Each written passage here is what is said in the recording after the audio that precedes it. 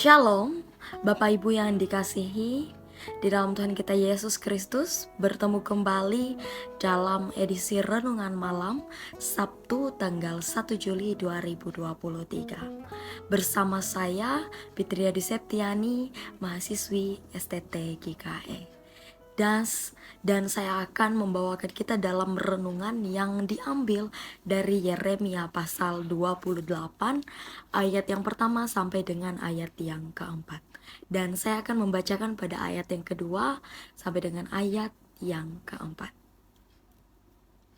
Beginilah firman Tuhan semesta alam, Allah Israel. Aku telah mematahkan kuk Raja Babel itu. Dalam 2 tahun ini, aku akan mengembalikan ke tempat ini segala perkakas rumah Tuhan yang telah diambil dari tempat ini oleh Nebukadnezar, Raja Babel, dan yang diangkutnya ke Babel. Juga Yekonya bin Yoyakim, Raja Yehuda, beserta semua orang buangan dari Yehuda yang dibawa ke Babel, akan kukembalikan ke tempat ini. Demikianlah firman Tuhan. Sungguh aku akan mematahkan kuk Raja Babel itu. Demikian firman Tuhan.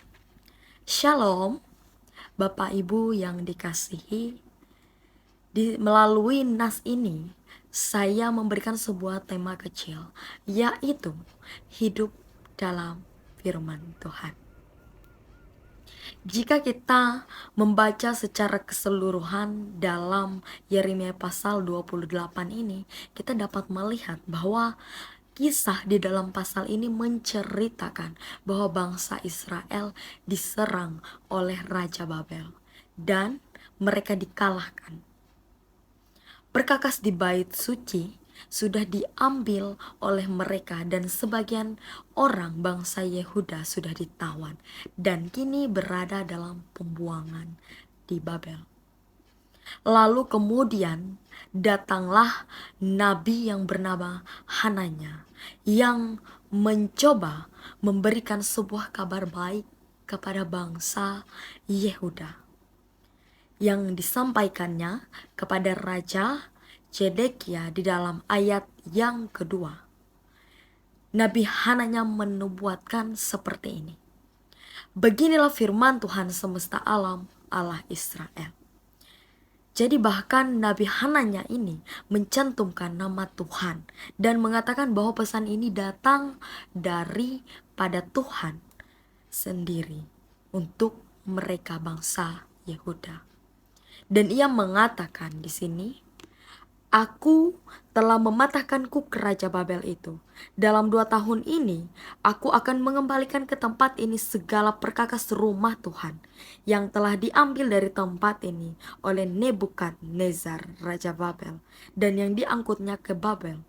Juga Yekonya bin Yoyakim, Raja Yehuda berseru, beserta semua orang buangan dari Yehuda yang dibawa ke Babel, akan kukembalikan ke tempat ini. Demikianlah firman Tuhan.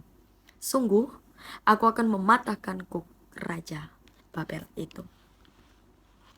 Bapak Ibu yang dikasihi di dalam Tuhan kita Yesus Kristus, ini merupakan sebuah nubuat yang menyenangkan, yang ditunggu-tunggu, yang sangat manis untuk didengar oleh bangsa Yehuda.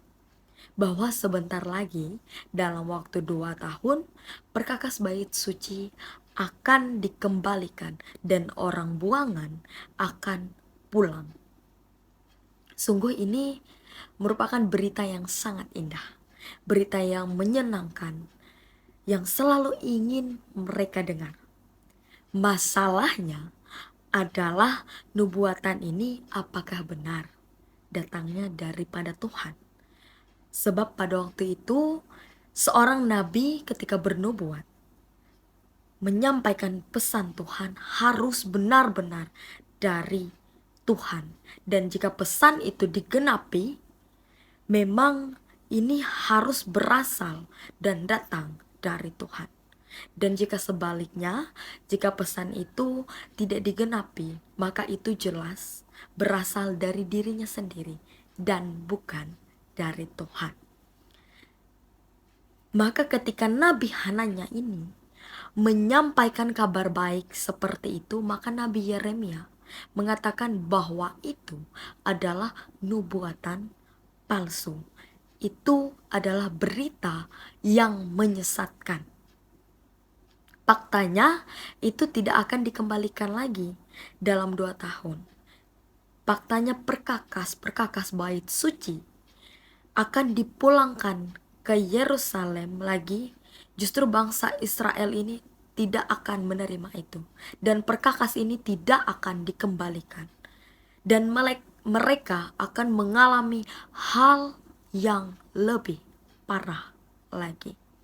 Hal yang justru jauh lebih berat yang menimpa bangsa Israel. Bapak Ibu yang dikasihi di dalam Tuhan kita Yesus Kristus, jika kita membaca ayat yang selanjutnya dalam ayat yang ke-15 sampai dengan ayat yang ke-17, ini terbukti bahwa pesan yang disampaikan Nabi Hananya adalah pesan palsu. Pesan yang disampaikan hanya untuk menyenangkan hati, menyenangkan telinga saja. Inilah yang dapat kita pelajari dalam nas hari ini, bahwa kita harus berhati-hati dengan penyesat. Ciri-ciri penyesat, ia tidak berani menyampaikan yang sebenar-benarnya. Ia akan menyampaikan yang indah-indah saja, yang manis-manis saja, yang menyenangkan hati saja. Ini tidak bermaksud untuk menghakimi, tetapi kita harus berhati-hati. Pesan firman Tuhan harus berimbang. Kita harus menyampaikan firman Tuhan dengan kebenaran, walaupun terkadang ada hal yang tidak menyenangkan telinga kita. Bapak Ibu yang dikasihi, bahwa di balik kemuliaan ada salib yang harus dipikul. Di balik berkat selalu ada penderitaan, masalah yang harus dipikul. Kita harus menyampaikan apa yang dikehendaki Tuhan, walau terkadang itu tidak enak untuk didengar. Dengarkan firman Tuhan dan hidupi firman Tuhan, karena di dalam firman Tuhan kita menemukan janji berkat dan menemukan perintah yang harus ditaati. Amin untuk firman Tuhan. Mari kita bersatu di dalam doa. Kita berdoa.